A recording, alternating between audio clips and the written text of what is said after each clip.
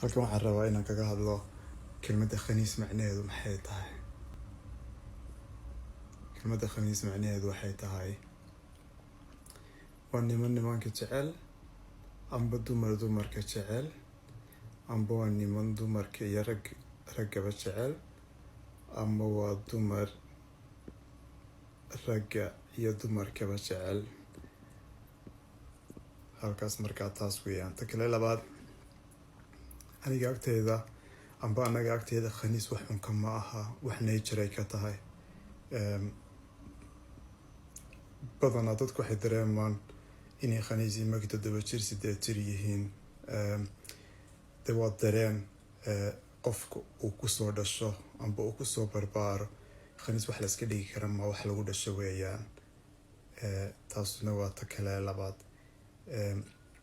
ta saddexaad waxa weeyaan,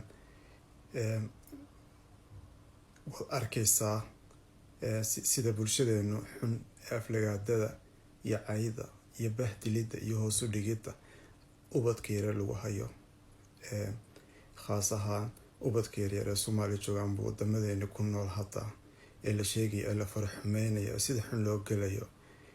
ilmi yara haddii uuna waalidkiisa u sheegi karayn wixii ku dhacay ee ragga dadka waaweyn ku sameeyeen, yuu u sheegayaa markaa. ilmi yara hooyadii aabihii ma aaminayo. markaa nimanka waaweyn caruurta kufsanaya oo kuwa iyagoo nabad qaba wadanka iska jooga ee shaqaysanaya ee madaxda ah ee masaajka ku jira ee xaasaska leh ee isticmaalaya caruurta yar. waayo ilmaha yari awood uu waalidkiisa ugu sheego, hooyadii aabihii ugu sheego, uu dhaho waxaasaa laygu sameeyey ma haysto. marka waxaan ka codsanayaa waalidka dhalay ilmo ka duwan. waad arkaysaa ilmahagu gey markuu yahay, waad arkaysaa wuxuu siduu u socdaad arkaysaa, siduu u ciyaarayaad arkaysaa, wuxuu ku ciyaarayaad arkaysaa. marka waalidkan indhaha iska ridaya ina ilmihiisiyo dhibaataysan arkaya, indhaha iska ridaya, waxaan idinka codsanayaa inaad ilmahaaga saaxiib la noqotid, inaad ilmahaaga wuxuu ku nool yahay ogaatid, inaad ilmahaaga wixii ku dhacay ogaatid, inaad ilmahaaga support siisid. haddii aad ilmahaaga support siin, yaa siinayaa.